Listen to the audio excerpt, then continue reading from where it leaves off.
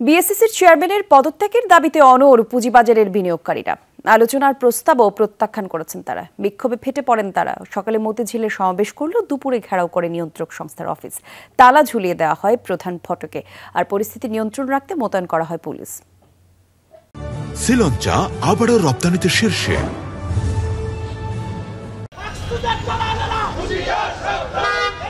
পুঁজিবাজারে ধারাবাহিক দরপতনের প্রতিবাদে বৃহস্পতিবার রাজপথে নামেন বিনিয়োগকারীরা। সকালে মতিঝিলের ঢাকা স্টক এক্সচেঞ্জ ভবনের সামনে বিক্ষোভ করেন তারা। পুঁজিবাজারের বর্তমান সংকটের জন্য দায়ী করা হয় বিএসইসির চেয়ারম্যানকে। অবিলম্বে তার পদত্যাগ দাবি করেন ক্ষুব্ধ বিনিয়োগকারীরা। আমাদের এখন দাবি একটাই, এসএসসি চেয়ারম্যানের পদত্যাগ, অথর্ব অযোগ্য চেয়ারম্যানের পদত্যাগ। উনি এসেই নানান রকম ভুল সিদ্ধান্ত দিয়েছে, বিনিয়োগকারীদেরকে শাস্তি দিচ্ছে জেট ক্যাটাগরি দিয়ে। এই ধারাবাহিক 15 বছরের পতনে বাজারে ওনাকে যে দায়িত্ব দেওয়া হয়েছে, উনি সে দায়িত্বের জ্ঞানের পরিচয় দিতে পারে নাই। দুপুরে আগারগাঁওয়ে Bangladesh securities and exchange commission বিএসইসির কার্যালয় ঘেরাও করেন বিনিয়োগকারীরা। প্রধান ফটকে তালা লাগিয়ে দেওয়া হয়। সড়কে অবস্থান নিয়ে বিক্ষোভ করেন তারা। বলা হয়, চেয়ারম্যানের অযাচিত হস্তক্ষেপ এবং ভুল সিদ্ধান্তের কারণে দরপতন হচ্ছে।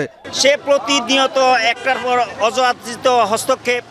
আর যতটুকু জানি উনি আসলে এই সেক্টরের টোটালি কোনো যোগ্য লোক না। বিসেকে চেয়ারম্যান হওয়ার কোনো যোগ্যতা রাখে না। উনি উল্টাপাল্টা সিদ্ধান্ত নিয়ে মার্কেটের বিনিয়োগকারীদেরকে ধ্বংস করে দিচ্ছে। বিনিয়োগকারীদের বাঁচানোর জন্য আপনাদেরকে আনা হয়েছে। আপনারা সমস্ত ক্ষতি করতেছেন বিনিয়োগকারীদের। আপনার মতো অযোগ্য লোক এই মুহূর্তে ক্ষমতা ছেড়ে চলে যাওয়া উচিত। আপনার মতো একটা অযোগ্য লোক রাষ্ট্রের এত বড় একটা প্রতিষ্ঠানে কিভাবে আসলো, এটা ঘাইটা দেখা উচিত। বিক্ষুব্ধরা অভিযোগ করেন, সংস্কারের নামে সাধারণ বিনিয়োগকারীদের পথে বসানো হচ্ছে। সিসি যে স্বৈরশাসন ছিল, শিবলুর ভাই উনি তো চলে গেছেন, ওনার যে দোসররা এখনো এখানে রয়ে গেছেন। সংস্কার করা হোক, কিন্তু পথে কেন নামবে? আমাদের ইকুইটি কেন মাইনাস হবে? আমাদের এখানে অর্থ কেন এখান থেকে সব ধূলিসাৎ হয়ে যাবে? আইপিও দিয়ে ঢুকাচ্ছে, কিন্তু সেই কোম্পানির কোনো বেজ নাই। আমরা আজকে কেন রাস্তায় এসেছি? আমরা রাস্তায় এসেছি আমাদের বিনিয়োগটাকে শেষ রক্ষা করার জন্য। বিএসইসির পক্ষ থেকে আলোচনার প্রস্তাব দেওয়া হলেও তা প্রত্যাখ্যান করেছেন বিক্ষোভকারীরা। বলেন, প্রয়োজনে আরও কঠোর কর্মসূচি দেওয়া হবে। আলমগীর হোসেন, যমুনা নিউজ, ঢাকা।